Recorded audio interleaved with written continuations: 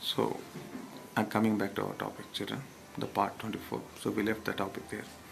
So as a result, not only the 30,000, more than that, lakhs and lakhs of temples, not only on the southern plateau and in the entire India, whatever the Jain temples and Buddhist temples were destroyed by the followers of Veerashaivism. This happened because of a person, Basavana. Can we think this as only? Can we can we talk like the politician? How they are making the Aurangzeb is the reason for destroying the Hindu temples. Then what was done by the Basavana here? So it was the politics and the environment conditions and maybe the economical conditions of the kings who are ruling our India because of some benefits or because of fear, because of the linguistic differences. They might have taken this religion.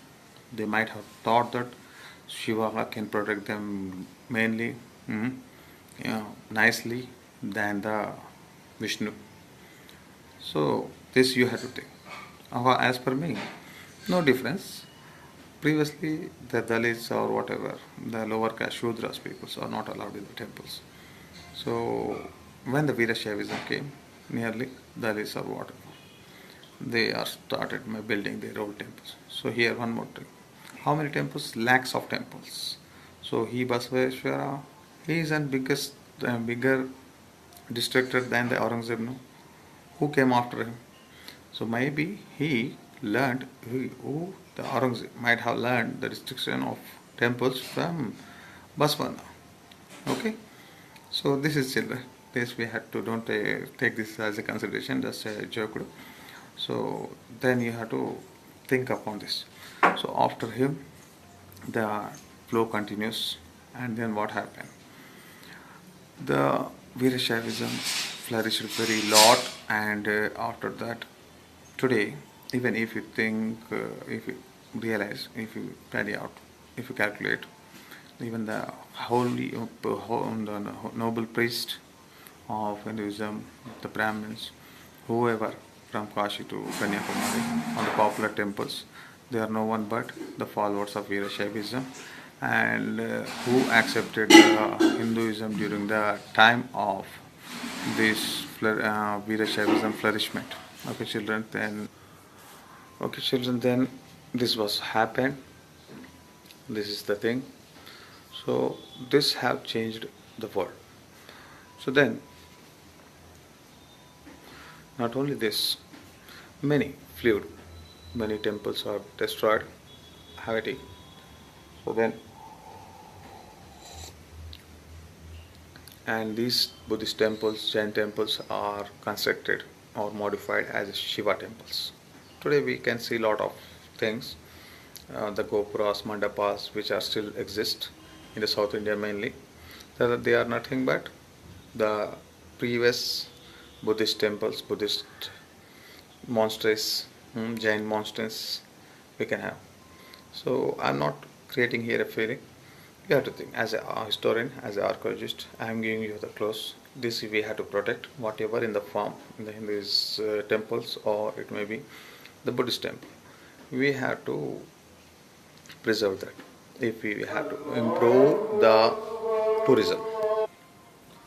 So welcome back again. So as per by realizing this, dialing these two, whose restriction is very much the Aurangzebs or the Basaveshwara. We are not comparing them. We should not have to compare students, because if we started comparing this, we are the responsible. We are having the responsible. We only become the responsible for creating the rewards in our peaceful land, on our peaceful land, India. So here, according to their norms, as per their economical conditions, the kings, their revenues and their economic condition depend upon the intellectuals, the brahmanas, and they are the Kshatriyas kings, and then the Vaishyas, the merchandise. These religious system worked in the early ages. So maybe this Veerashaivism and this the Muslim communities, the destruction of temples, and the Hindu communities, destruction of Vishnu temples, and reconstruction of Vishnu, modifying the Buddhist monasteries into the Shivalayas, and Jain monasteries, Jain temples into Shivalayas. Maybe it depends upon the conditions of that time. So we should not have to tally with this. So whatever in condition, as an Indian and Telangana people, we have to preserve these ancient ruins. We have to collect them. So today, if we compare this with the big issue one was happened in the political line of India, the destruction of a big masjid, Babri Masjid. So it was said that the politician is to say that. So they brought a archaeological team from a foreign country. It was in the court, and they dig it out. They said that biggest land plot is there, a huge civilization under which the ancient ruins of Rama temples are there. So Babur constructed, the Mughal ruler, the first ruler in India, a masjid upon that. So whatever, as per their, according to that conditions, they did. So we, the people who are living today, we are not having any links with them. We are studying hard to earn our education, to earn our whatever employment, to live, to survive. This is what our motive. Don't be complicated. Don't get interested in these political lines. Be safe and survive. So, as historians, we have to bring out the way of learning. Then the history is not fully fulfilled with the fightings and this. It is having a lot more things, literature, the civilization, the conditions, the techniques. We have to make our land peaceful by these things, such as what they did wrong, we should not have to repeat that. What they did good, we have to acquire that.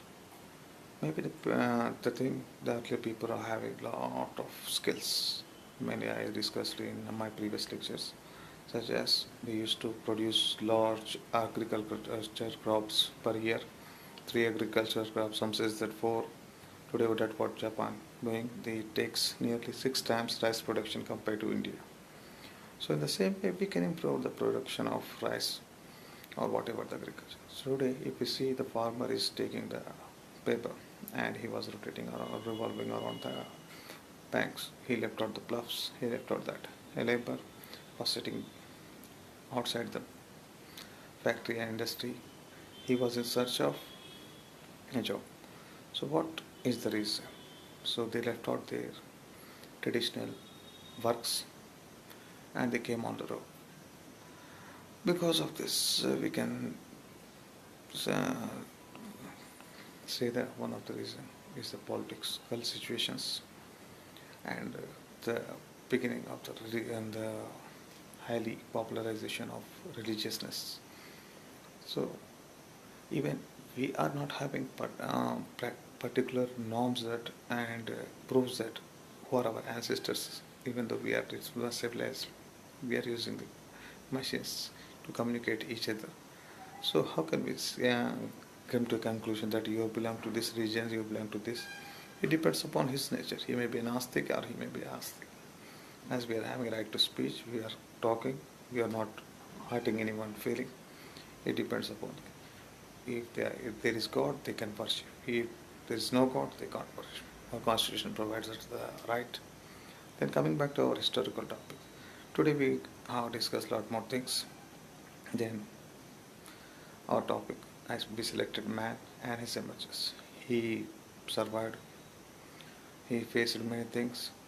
He slowly learned these things.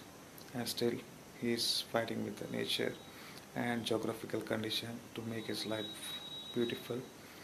And it's our responsibility to make it much more sophisticated and good for our children, our next generations. We have to pass it to them. So then only we can become success. And as the historians, it's our responsibility to improve the tourism and the collection of India and as well as our state, newly formed state.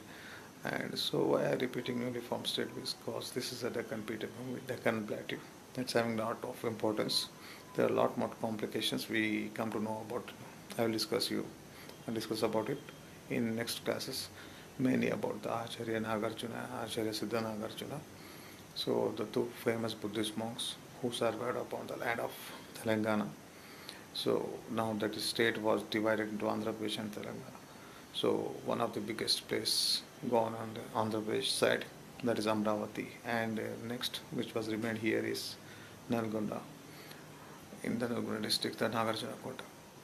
So it's a from there we can get a lot of routes and a lot of things, and how the disciples